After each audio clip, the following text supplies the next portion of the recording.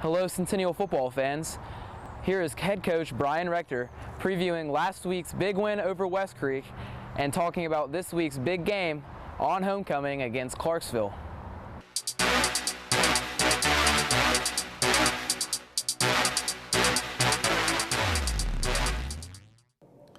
What's up, Cougar Nation? Brian Rector, head football coach of Centennial High School, coming to you here once again. We've got our Monday wrap-up and preview of what's happening now for Week 6. The good news is we're 5-1. We did manage to get a win over West Creek in Clarksville on Friday night. I want to do a special thanks to those of you that braved the weather.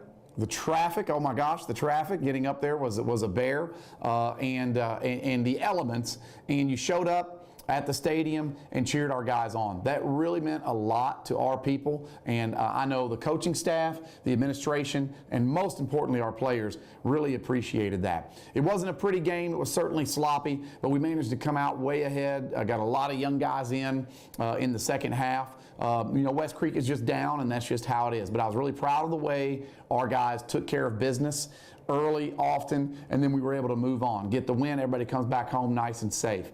This week's a little bit different. We've got a very good Clarksville team coming in. They're also a 5-1 football team. Their one loss was actually this past Friday to Henry County, who is a really, just perennial powerhouse in the state year in and year out. So Clarksville has one loss to a really good team. We have one loss to a really good team. So we expect a real battle on Friday night. Clarksville has a lot of weapons. They have a lot of athletes and some very good linemen.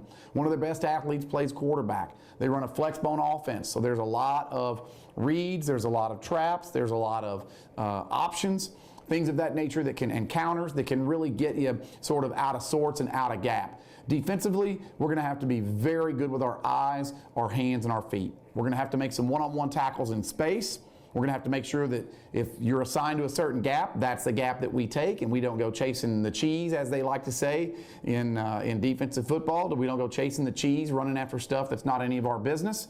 And we've got to prevent Clarksville from making the big plays.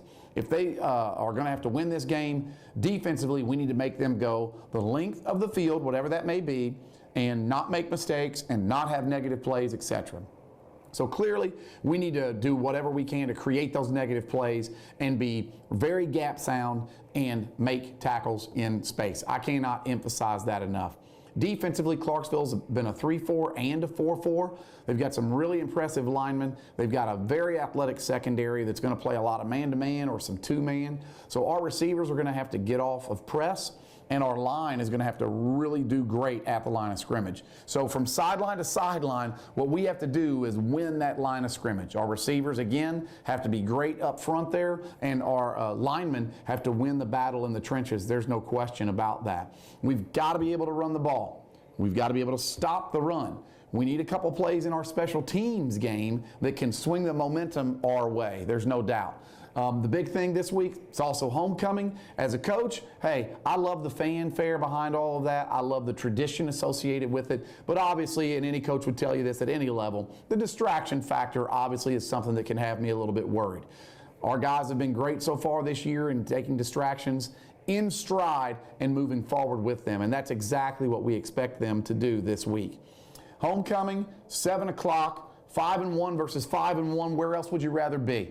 It's two really good teams squaring off against each other in the first weekend in October. Maybe we'll finally start getting some cool weather and it'll feel like football season. But we really need everyone in the bleachers, not only for the homecoming aspect of things, but just because we've got a good football team and a good football team is coming to town. Should be a great game. We look forward to everybody being at the stadium here on Mallory Lane at 7 o'clock this Friday. Hopefully we'll be back in here next week with some great news. Until then, thanks for tuning in, Cougar Nation. We'll see you next week.